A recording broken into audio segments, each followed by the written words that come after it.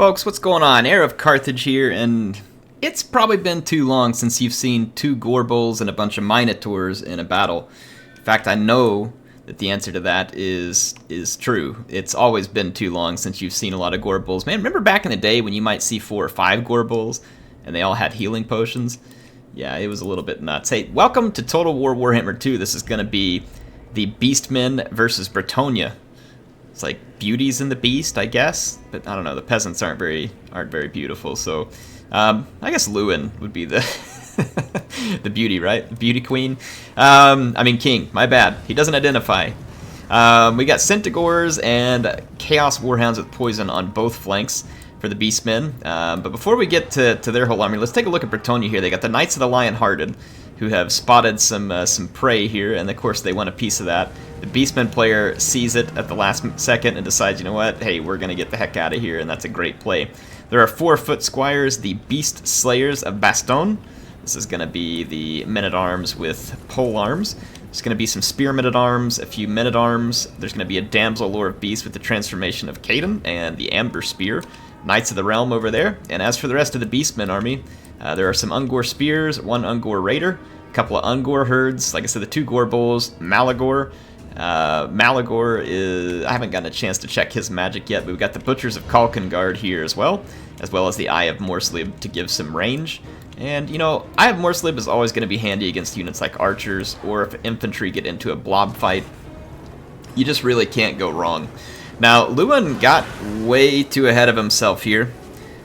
He may be the king of Bretonnia, but king of Bretonnia, you don't get ahead of yourself with the Beastie Boys.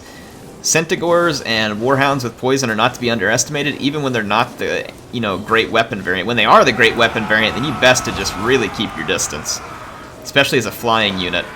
So the Knights of the Lion-Hearted come in, but there comes both Gorebulls. They plowed right into this and start doing damage, and here comes the Butchers of Kalkengard. So these angry milk cows are going to get in here and, I guess, start milking their enemies of their blood.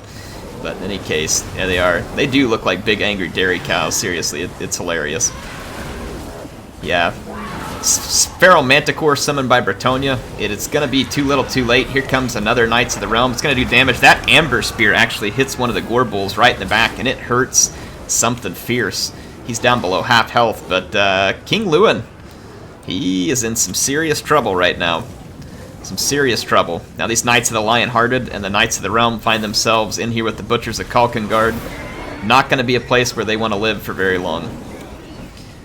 If they get a good charge, they can do some damage, but like I said, this is just not a good spot for all these units. Now, the Beastmen didn't go completely unchecked there. They did lose Centaurs. They did lose some Warhounds with poison. Malagor's spell drops just short, only just barely knocking over some of these units. Here comes the Ungor Spear herds. So there's now infantry support for the Beastmen. So this flank has turned into quite the fight. The Centaurs have regrouped. The Warhounds have regrouped. So there's a big fight going on here. Lewin comes back from routing just at the edge of the map. There are Ungor herd on the way. The Eye of Morslib is chucking some giant magical rocks into that fight. And then elsewhere, the Bretonnians are looking to engage the Beastmen over here.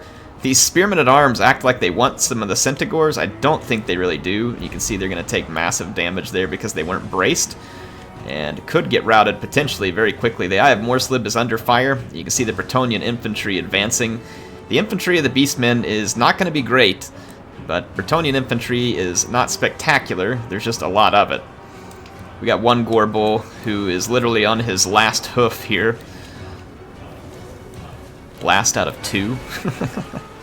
The Butchers of Kalkengard have taken some significant damage here too, but they have also done significant damage. Lewin, 2 cavalry units, some infantry.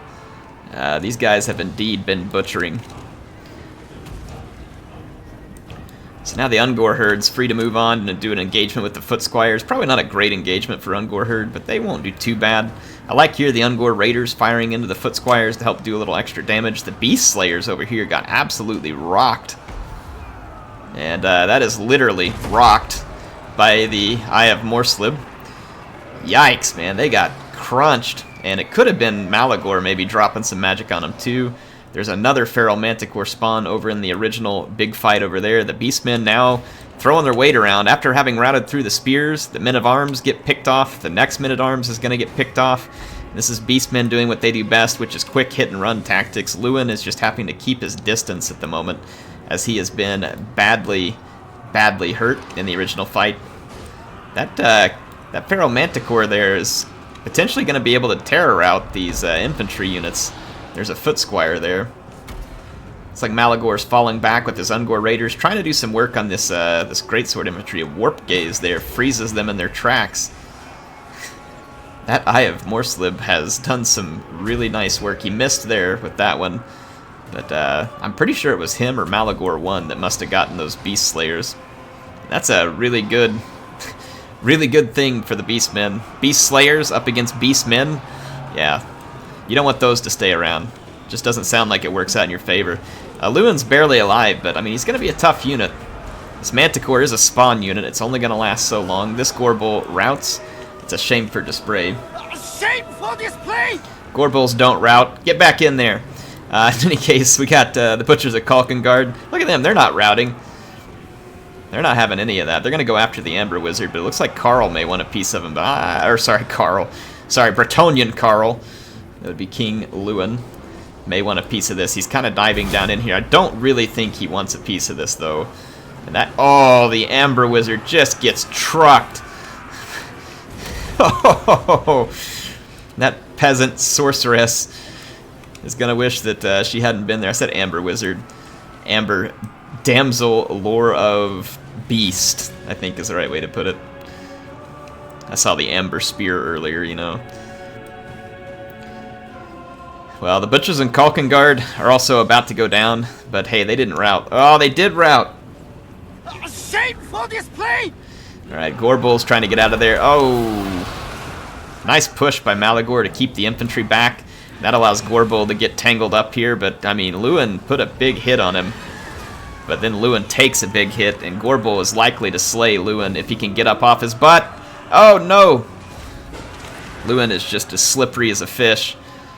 He's only got 87 hit points, and he's not giving up. But the Beastmen have pretty much wrapped this one up. There's nothing significant left for the Bretonnians at this point. Just a whole bunch of scattered units, and they just don't have a way to deal with what's left. Now these Warhounds and Centaurs, these are just a gruesome combination in late game. The poison, the fast-moving, able to mop up routing units, it's painful. It's hard to get through something like that. Yeah, Lewin is really out of options. He can't get anywhere near the enemies. The Eye of Morslib is still here, and he still has ammo. The Beast Slayers get pushed back by the Beast. Huh? Where else have you seen a battle where the Beast Slayers get slain by a beast? I don't know, possibly others. And then here's the Dark Omen. These Foot Squires hoping to be gallant, maybe earn themselves a horse, but all they're going to do is earn themselves a seat as the skeleton on one of the reliquaries. What do they call those things? The, oh crap, I can't remember the name of it. The little dead knight they're hauling around there. The Grail Relique? Yeah, that's all they're going to end up being. The skeleton on the Grail Relique. What a game, man. That was an awesome replay. Loved it. If you all liked it too, if you enjoyed the video, go up and hit that like button. That helps me out. And then make sure you subscribe, because guess what? I got all kinds of battles coming your way. All kinds of battles coming your way. So get in there, hit that subscribe button, click the bell so you get notified. And I'm pretty sure that the Beastmen player was probably Dov Plays, but I'm just going to go by the names that are on screen here. This is Blue Papa and Nippon Nodachi Samurai. I love that name, by the way, too. Fun play from both factions. A little back and forth. Lewin definitely got himself overextended early in this one. I like the Beastmen build. It goes really light on infantry, but hey, it's Bretonnia. You're probably not going to have to deal with just brutal infantry, right? So all the tools were there. For instance, dealing with archers or infantry blobs, you have the Eye of Morslib. Dealing with large, you have the Butchers at Kalkengard, 2 Poison Warhounds, 2 Centaurs, and 2 Gorebulls. That is a significant amount of anti-cavalry and anti-large. So definitely a nice contingent. And then just kind of token infantry, right? And most of it being anti-large. Makes sense. That's going to be what you want, probably, against Bretonnia, who does tend to favor cavalry. Now for Bretonnia, I mean, King Lewin, a flying lord, very powerful, gets around the battlefield. Sword of Coron, definitely not a bad pick for Bretonnia. What was surprising was not having the Damsel of Life, which is your typical pick. However, you guys saw the damage. The Amber Spear, the 2 transformations of Kaiden.